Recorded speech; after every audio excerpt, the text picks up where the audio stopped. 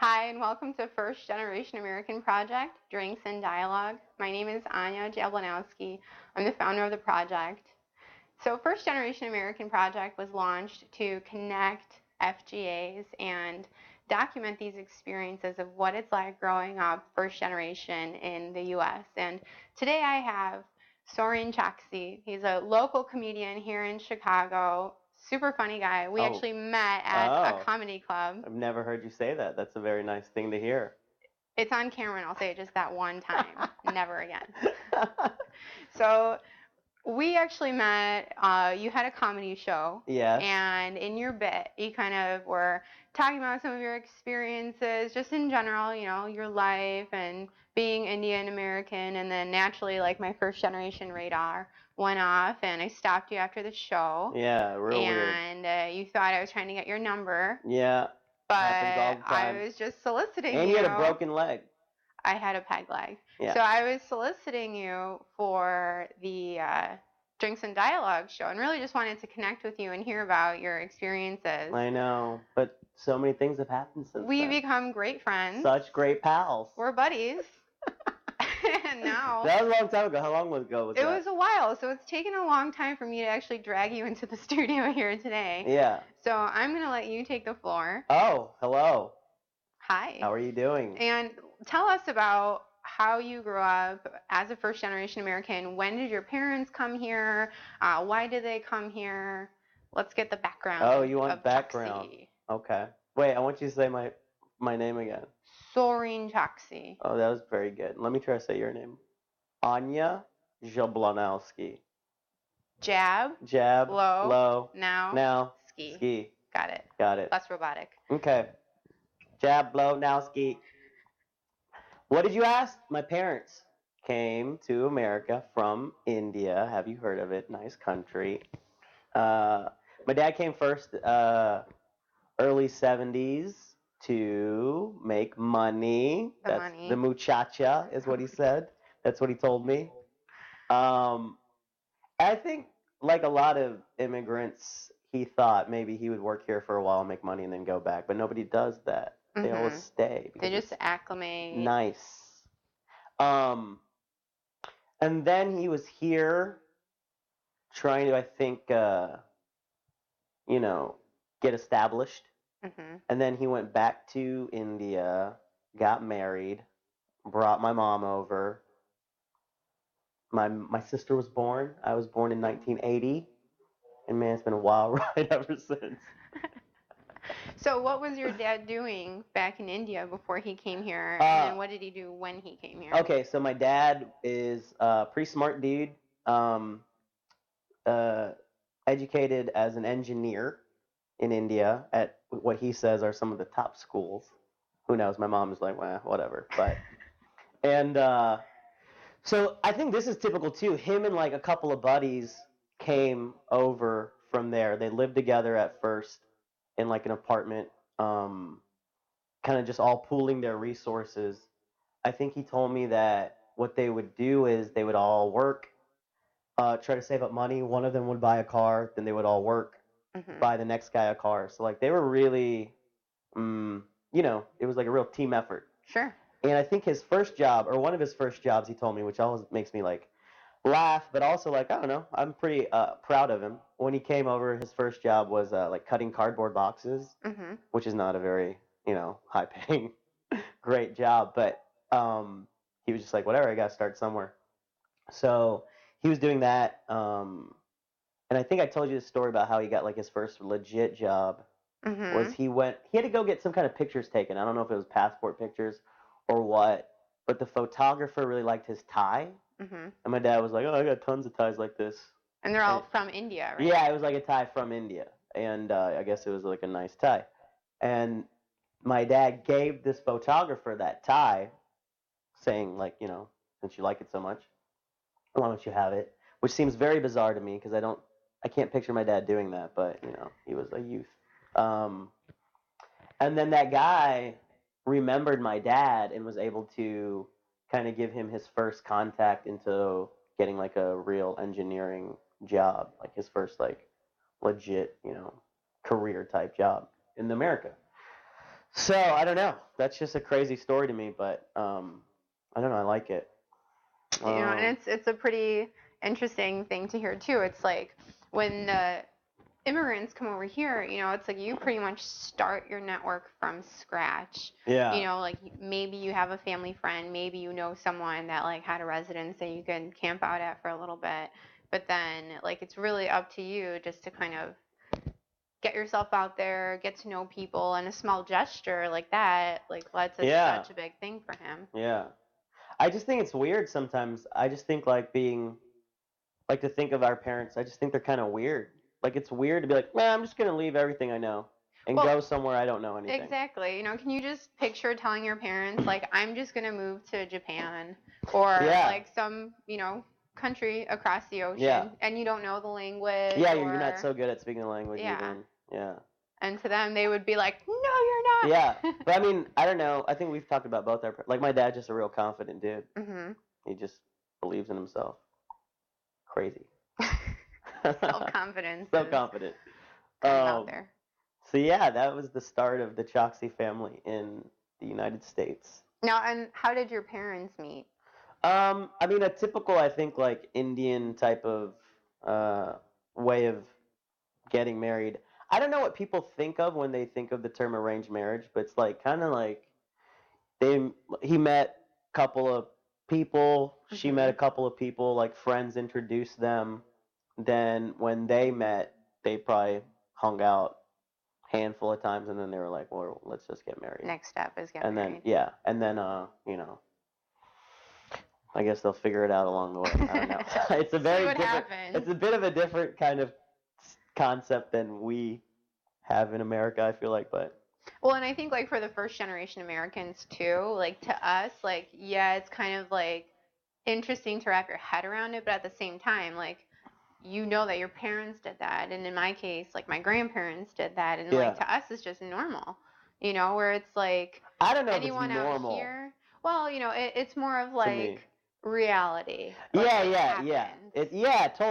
I mean, like for us, like if my dad introduced me to like his friend's son and was like, and this is get your married husband, in 2 months. I'd be like, well, but that's not what it is. Like it's not like no one was ever like, hey, this is this man and you're gonna marry him. Okay. It was just they met and then it's just they very quickly were like, okay, this works out. Like the analog mode of Match.com, like you two are compatible. Yeah. And it's just the move to getting married happens very fast. Yes. Which I mean it's not. I wouldn't say it's like I don't want to do that. Yeah. but I guess it's I get it. And I mean that kind of thing probably was the predominant way people have been married up until more recently. Sure. I mean I don't think in the 1600s people were just dating. Just dating. I'm just seeing him. I don't know. I mean he's a blacksmith and like I don't know, he's sort of dreamy, but I don't know. I caught the plague. Okay. Oh, no. Okay, so then when they moved here and you and your sister were born, where were you guys born? My sister was born in Florida 5 years before me. Mm-hmm. I mean, so my family moved around a ton. Is that where your dad settled first? No. I can't track all the places they went. They moved around a lot, like in the beginning too. They lived in Connecticut for a while, and then they lived like on the Northwest, and they were in California, Texas, Florida, and this is all even before I was born. Mm-hmm. But I was born in Houston, Texas. Okay. And so we moved around a lot. I lived in Houston, and then Georgia, and then back to Houston. Overseas in Turkey, and there was like some summers even before that. Yeah. Ania and I have a lot of Turkish restaurant eating experience. Just the one where I'm like, why are we here? I know. Why are we here? This is very bizarre.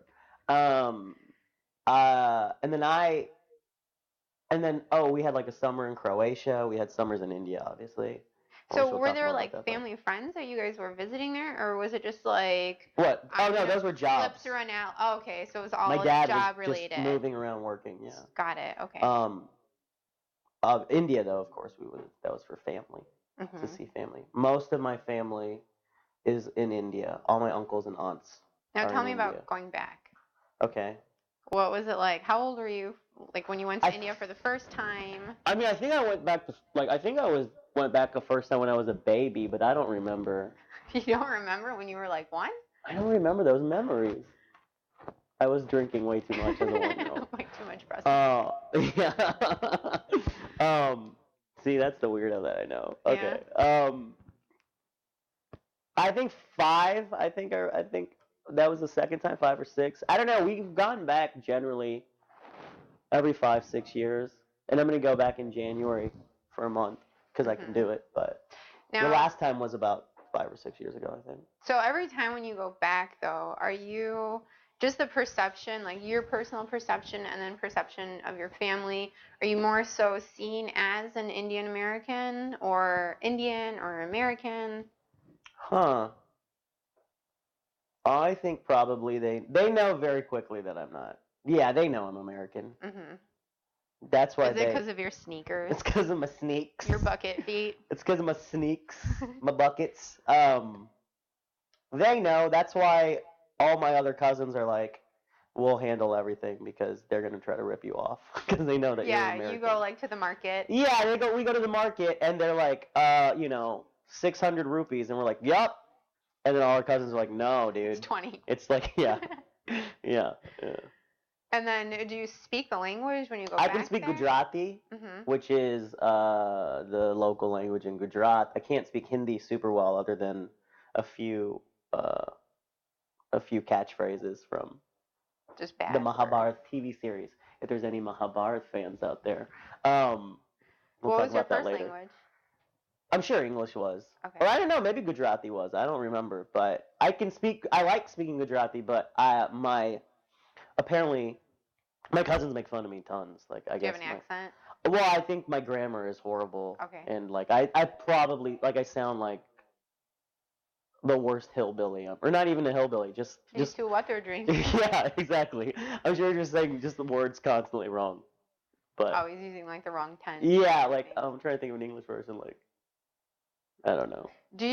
I input the computer face, so like, I don't know. So here at Artv Chicago, the producer is Polish, of course. So yeah, when Robert and I, when we speak to each other, like sometimes I'll throw in some American words as like we're communicating and like setting up the show. Actually do one, because when you did it last time, it made me laugh. Do the computer one you just did. I don't even know. You said blah, blah, blah, blah, blah, computer. Okay. Do it. Nie wiem, jak używać ten computer. And it's just so natural. I know, but it's my favorite thing. But do you do that in your language as well? well? Oh, I'm sure, because I throw in more English for lots of things when I don't know the words. Yeah. Yeah, I mean, I'm not like, I mean, to be fluent, what does that mean? I don't know. But I can get by, but sure. I'm sure I sound very dumb. Like, I don't sound that good in English, so. You're doing okay. So do you have any like recollections specifically of like just lost in translation? Because I remember specifically when I was like 7 years old. Yeah. And we're playing some game, and like it was like Pictionary or something, and like you have to guess the word, and it was a box, and I'm like, bakshe, because like that's how my parents say it out here, and they're like, what? Like my little cousins, and like I ran out of the room crying because it's pudełko is like the actual word, but I'm saying like bakshe. Yeah. And yeah, it was. I don't know. I mean, I know I'm real bad about one thing in general that I can think of is all the different forms of you, because there's like a familiar one and a respectful one, and this one, and I just like used the one you would use with your like cousins. Like no matter, it could be the prime minister, and I'm like, yo, what's up, dude? Like I don't know how to be more formal than that. Okay, so we have a question from Riddler on the Roof, and who's that dude? Apparently he's on the roof. Wait, Riddler on the Roof? Riddler on the roof. Can we write back and ask him what his real name is? I know his real name. Oh, okay. His name is Joe Riddler. Oh. He's a wingsuit athlete. That's why he's on the roof. He's a base jumper. Okay. So he's on the roof for a moment, and then he's like off the roof. He's such an extreme lifestyle. Yes. Yeah. So he wants to hear some words in Gujarati. Oh, okay. Chalo. How do you say skydiving in Gujarati? Skydiving. Skydiving. I don't know if there's a lot of skydiving happening in Gujarat before the term came over. So how do you say like hello? How would you? Kimcho. Kimcho. Yeah, but I mean that is actually how are you more, but whatever. I would say that. I don't know. I mean, again, I'm no Gujarati language teacher. No, I just try to get by. Okay. Kimcho, chalo, chupre. That means be quiet. Chupre. Chupre. That just sounds like such an offensive word, though. Chupre. Like you're calling some, or like chupacabra. Chupacabra. Yeah, there's some interesting words. I always like to say stuff like this. What is yours? Betu dudu piuche. That means like my little baby. You want to drink some milk? Now, one little part of that, and I'm not going to repeat which part of it. Oh. But it's like a term, offensive in Polish. Dudu, I'm gonna guess. It's piu. Dupe. Huh? It's like butt.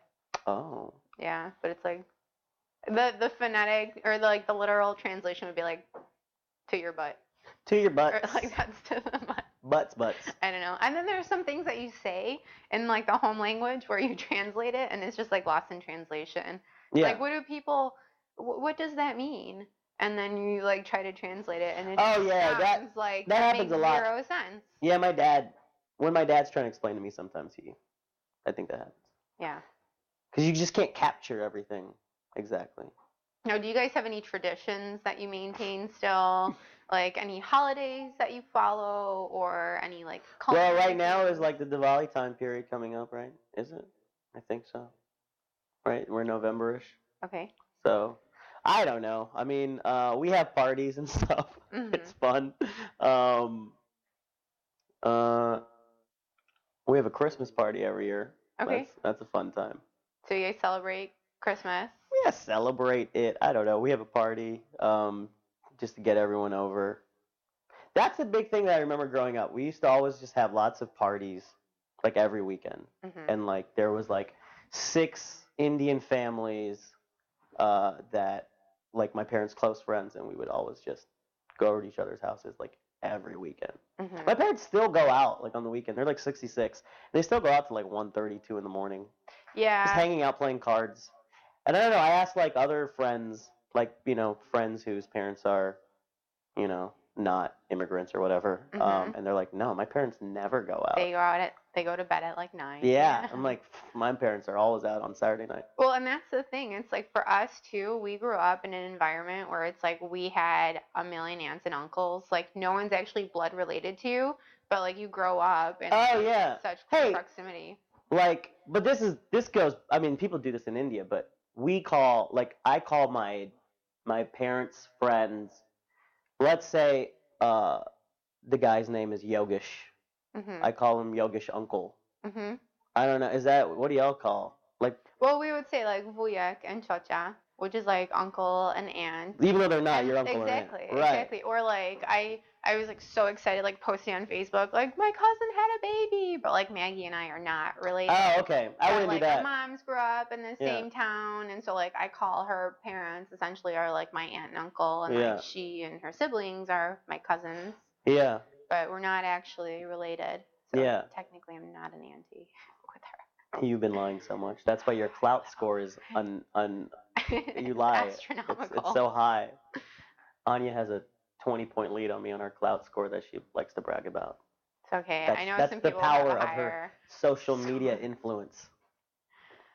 It's the first generation connection. I'm connecting with the immigrant and the American community. Yeah. And I'm just leveraging it. Connecting with Chick-fil-A sandwiches, and that's about it. Are they tasty? Yeah, I used to tweet at them a lot before they came to Chicago. Did you ever get free products? I found out that they do not like gay people. Oh. Chick-fil-A, you disappointed me. Oh, no. You're hearing it here first. We'll bleep all that out. Why? That's what I came on this here to do. This is the real reason why you actually agreed to an interview with me today, just so you can So I can talk to slam Chick-fil-A. your former. Listen, Chick-fil-A. Well, with you're my sick. clout score, this is the right I know. platform. Finally, we for can take them you down. to address that. Okay, so you guys celebrate Christmas and any other holidays or traditions? I don't know. We play cards a lot. That's our big tradition. Okay. We play a lot of cards. Are there like Indian card games though? We I guess play like rummy a cards are lot. pretty universal. We play rummy. Some type of French rummy. I don't know if it is called French rummy. We just call it that. I don't think there's anything French about it. It's just poker. What else? Dinner. Food. Well, let's talk about food. What kind of like culinary palate did you grow up with? And like, Oh, well, I was a real picky eater. Really? Yeah, and I did not like Indian Not food having growing up. any of that? I did not like eating Indian food. What about when you go back though? What do you eat? Do you just find the nearest McDonald's or non-Chick-fil-A? No, I like it when my mom makes burritos. That's my favorite thing. That's traditional. Oh, so like, man, when we would go to parties and if they made Indian food, I would never eat. Like, I'll eat my mom's dinner, like, because she knows to give me what I like. Mac and cheese? No. I'm saying like with like Gujarati food. But like if I went to someone's house and they had made this big dinner, I would never eat any of it. I was super picky eater. I remember, I think one time like to fake eating dinner, I just kept putting the food in my pockets and then going to the bathroom and flushing it. That's awful. Yeah. Yeah, but that's clever. Yeah, super clever. Now, and you don't cook Indian food for yourself, right? Me? No, I don't cook. At all? Pretty much, no. Okay.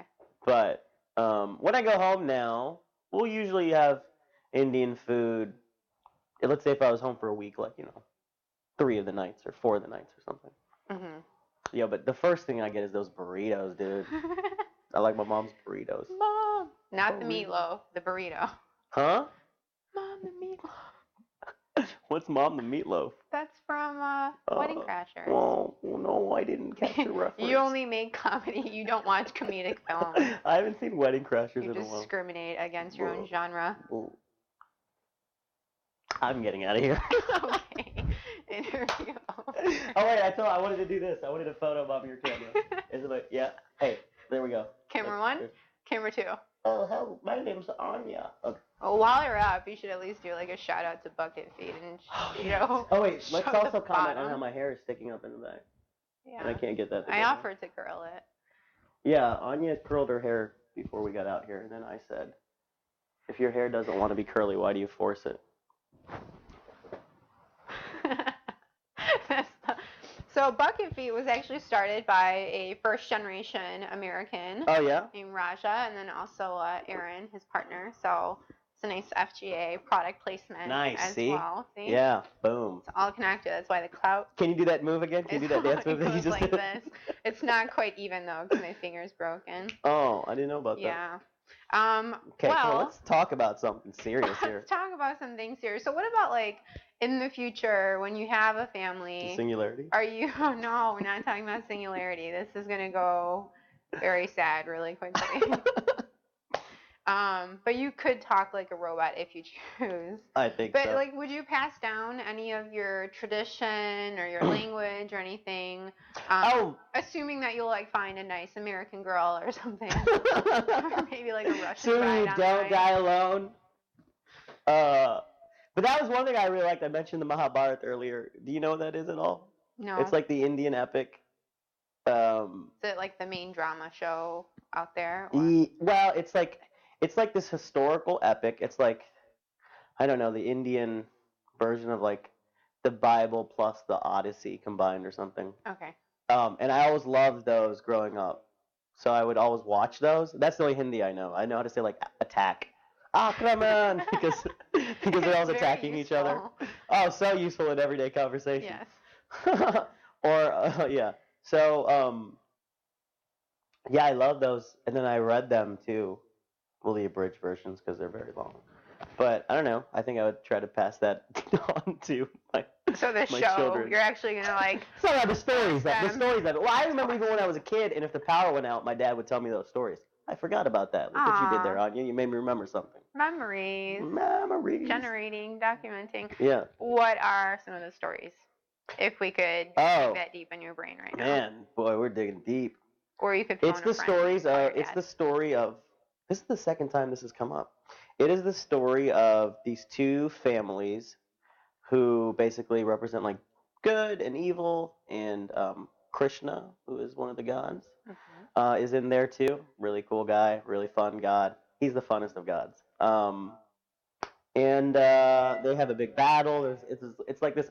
It's a really epically long story. I wish HBO would do like a version of it, because they could do it really well. I feel like it'd be like, because there's a lot of intrigue going on. There's a lot of scandal. There's a lot of relationships. Is it like a telenovela? Yes. I don't know. Krishna. Yes, exactly. I'm sure that exactly happens a lot. It's just a good story. It's a real good story. So your dad would tell you these stories? Like Power outage. I just have that memory.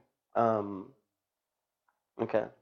Now, did you ever attend any kind of like a second school? So like I went to Polish school. Yeah, you told me about that.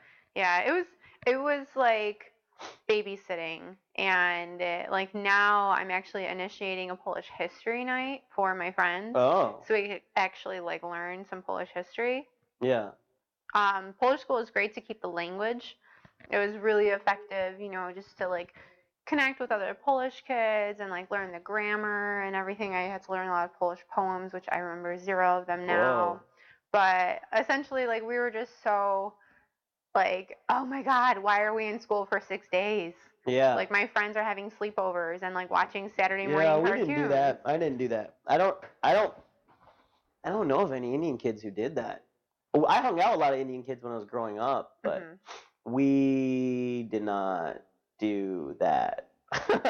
we was there like a Sunday school or anything like that? Like there is stuff like that. Oh, there is stuff like that. I never did it. I was not into it. My parents were not into sending me to that. I did do when I was in middle school this like traditional Indian dance thing. Oh, I wish I had the pictures for that. But do you have the dance moves to show us? No. Oh. I mean, it's with the Ross. You know what that is, with the sticks? No. You ever seen that? It's great times. But I did that when I was like in 6th grade or 7th grade. But yeah, I mean, that was just fun. I don't know. Is that like an after-school thing, or do you guys do that on the weekends? Yeah, on the weekends, I think mostly. Any like competitive dancing? Yeah. We competed. That was the whole thing. We competed. We won regionals in Texas, and then I think we went to nationals, which was at that time in Detroit. And I don't think we won. I don't really remember. Or did we? I don't even remember. You just say yes. I think we dominated the competition. Our clout score was very high. I was gonna say that. I know. The lie makes your. Wait, what were you saying? You would learn the language. What else? What were you saying? At Polish school? Yeah. Just like connecting with the other Polish kids. We would do poems a lot of times too. Yeah. And like the grammar side of it, Yeah, we didn't do all that. We mostly just played Street Fighter 2. Street Fighter? Yeah. Like actual me Street and my Fighter? friends. Yeah. That's great. Me and my other Indian friends. So they would just like put you at the TV. And pretend to be Teenage Mutant Ninja Turtles. Well, that's. Oh, I have memories now of actually. So, especially this time of year, there's a lot of garbas. You know what that is? No, what's that? Like these big dances. I guess there's like music and everybody's there and they do the dancing. There's a lot of clapping going on. I was never good at any of these things, but we would just go hang out, and that's where we would see all your other little Indian friends. And when I was at middle school, when you think you're cool, like all these little Indian mini thugs. Right. Yeah. There was just a lot of events. There's a lot of events every weekend, I would say, where you were always hanging out with your pals. I have a question coming in from the internet. Jessica Roses. Oh. She's actually our co-founder. I heard she has a great choice in shirts. She has a great sense of style. Yeah. She is asking about wedding traditions. No, I'm really not going to be good at this, Jess. Sorry. Let's hear it though. I'll give my best shot. So her question is, so what about wedding traditions? Are there any? So They're too have long. you been to any? That sounds They're like a Polish so wedding. long. They're long. There's like multiple days of stuff. There's multiple events. Yeah. Everybody wants to try to get a horse or something. Is there like a dowry that occurs? I don't know nowadays what people do with that. Maybe back in the day. Yeah, back in the day for sure. Back in the day, you gotta have that muchacha, bro. Muchacha, like your dad says. Like Dad said. And then she's asking, would you have an Indian wedding or an American wedding? I think an Indian, like the ceremony would be Indian, and then like, I don't know, the reception is just hanging out. I might have multiple receptions or something.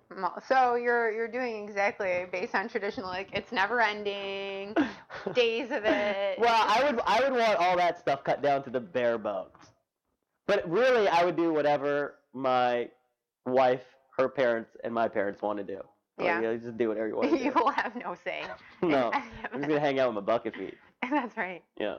And then let's see. So we had some other questions. Did your parents celebrate any Indian holidays while growing up? So you mentioned. Yeah, we did. I don't know. It wasn't super. We did go to like religious things all the time, but it was more to be like a social event. Okay. Yeah. To me. Yeah, and I think that tends to be the case too, where it's like a lot of times like your religion, your spiritual group tends to be kind of like your core social foundation too. Yeah. Because you're spending all that time together, and especially because it's like so family oriented.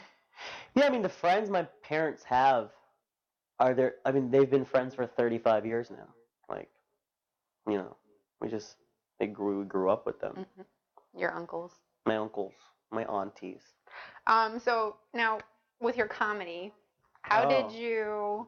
What was the moment where you decided? Were you just like, I'm so funny, I have to go into comedy. I'm gonna make so much money doing this. What?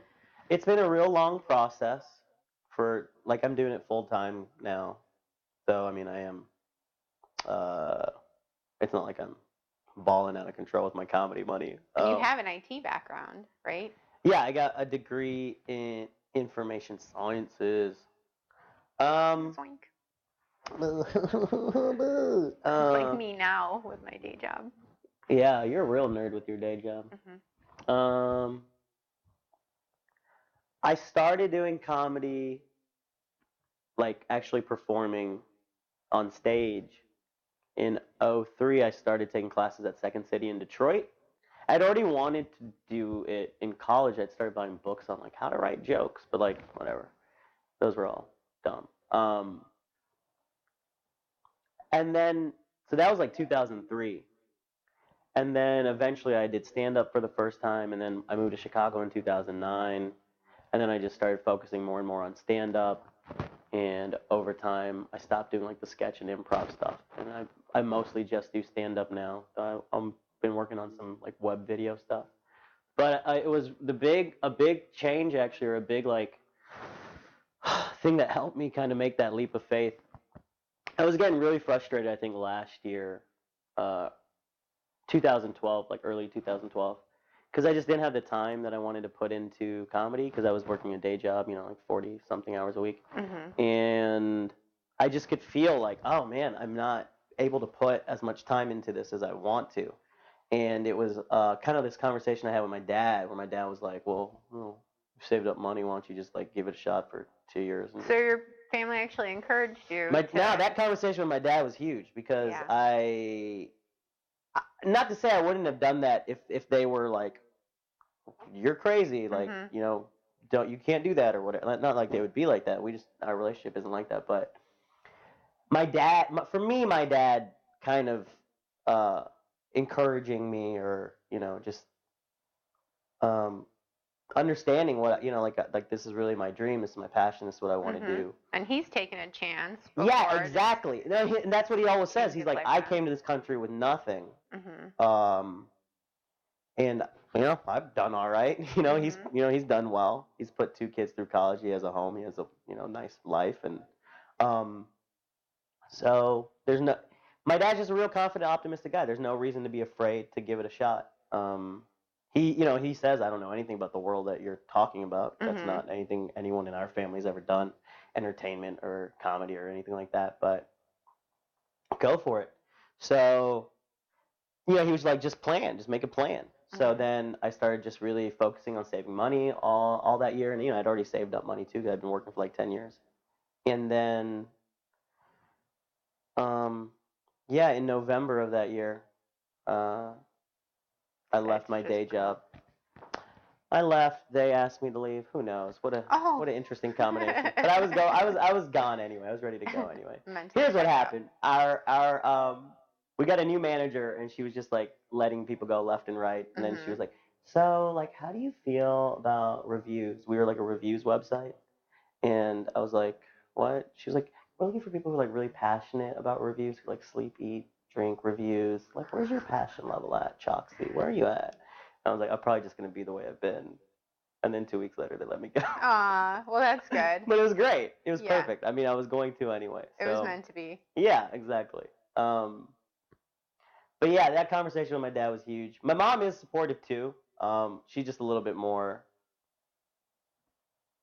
she just doesn't want me to throw my life away, which is an understandable motherly concern. Absolutely. Yeah. Now, like, when they hear your comedy, like, Yeah. have they ever been to one of your shows before? They've been to a Second City show. My parents have never seen me do stand-up. Okay. Yeah, but So that's that was probably more going like to the group. change. I'm doing some shows at a club in Houston to go along with going home for Christmas. Mhm. So I think that will change. But I have shown them clips. Okay. My dad loves the stuff about him. Yeah. Yeah. Cool. And people love the stuff about my dad. Like often after shows, they're like, "I want to hang out with your dad. Your dad's so funny." Can I get your dad's? My mom is just like, "Don't ever talk about me." But a lot of the stuff they don't really follow along with, because the references and things are not things that they're really following or knowing about. But I think it's cool for them to see, like, oh, people are laughing. Mhm. So that I think is like it's interesting to them. working. Yeah. Like, You're oh doing wow. your job. Yeah. So I think that will be interesting when they come and see a show in December. Yeah, I have a reference of like me trying to explain like a web development project to my dad. Yeah. Or I'll be like, we should make you a website for your business. And he's like, no. Yeah, you No. told me your dad was real old school about that, right? Yeah, but he does like his online camera of the live stream for and you're watching. That was really weirded me out. Well, then, the fact that like your parents support you and like they could relate to that whole life transition. Yeah, it was awesome. It's huge. Oh, I mean, I think it's huge, and I'm sad to hear from other, kids or whatever, other people my age who kind of want to do something, and like, I'm like, well, why don't you go for it? And they're like, oh, I couldn't do that. Yeah. My parents blah blah blah, so I have to be a, I don't know, unhappy person in Jehovah's career. Witness. All right, we have one more question. Going back to the holidays, what about like? People are big on these holidays. I know people want to know your. I don't have a lot of info on this. What about like Thanksgiving? Like, did you guys? Oh man, okay. For us, it was like, what's a turkey? Oh yeah, so when we were kids, again, all these uncle and aunties would get together, and we'd always do something big, and all the kids hang out and blah blah blah. As we've gotten older, sometimes we're just like, nah, we're gonna go to Vegas. So like, that's the fun thing to me about times like the 4th of July or Thanksgiving. Certain culture groups. Like, like I was on the 4th of July, we went to an outlet mall last time. Nice. And it was all Indian and Hispanic families. Yeah. Because we were just probably Everyone's going for the awesome holiday sales. Right, yeah, because, like, what typically, like, white dudes are, grilling out, and Indian families like, nah, let's just go shopping. So, like, you go to Atlantic City during Thanksgiving, it's all Asian and Indian people. It's hilarious. That's awesome. I would have never thought that at all. Like, we're the ones that are grilling out, too. Because I think, like, my brother and I were pretty, like, adamant, too, about, like, growing up and, like, being normal and fitting in. And it's like... Yeah, I was more like that when I was younger, I feel like. Yeah. You know, I feel like as I've gotten older, I'm like, I think when I was younger, I was like, I want to be American, and now I'm like, I don't care. Yeah, I'm exactly. I'm just whoever I I am. want to do me. Yeah, I'm just gonna be a guy living in this world. I remember Spaceship Earth, Spaceship Earth, which we are in the control center of right now. Put up the space on the screen. We've got our logo in the background. I don't know if we have space, but if Robert wants to put up any some cool space stuff we're in the hurtling through background, space right we're now. open to that. Warp 3. Take us to the mothership. Yeah, I remember when we were little and like in school, they would be like, let's make a list of all of the holiday things that we eat. And it was like Thanksgiving. And I'm like, cabbage and pierogi. Yeah. And then like quickly we learned that like this is incorrect. Like you're doing it wrong. Yeah. Why are you eating? And we would go back and be like, we need to get cranberries. Yeah. We need stuffing. Yeah. I never cared that much. I don't know. I never cared too much about Thanksgiving. Yeah. Well, here we're gonna have a first generation Friendsgiving party, so you're welcome to come to that. When is it? And then maybe after I'm gonna we go could all home, go though. to the outlet mall. Yeah, exactly. Make That's it really perfect. feel like home for you. Yeah. All right. Like this Thanksgiving, what we'll do is I'll go home, and I'm sure we'll have. Oh, I think we are. We're gonna go to some friend's house, and everyone's gonna get together. And I mean, actually, it's kind of fun nowadays because we don't all do that like we did every week. You know, when I was 5 years old. But yeah, more to catch up on. And yeah. You can tell them about your big interview. Oh my God, they're gonna be so impressed. In the studio. In the studio. Awesome. Well, we are out of time here. Wow, that flew by. That was like. Well, it was like, because normally hanging out with you for half an hour feels so long. I know. I usually fall asleep, which I'm really thankful that you stayed awake. It's probably why I got you coffee earlier.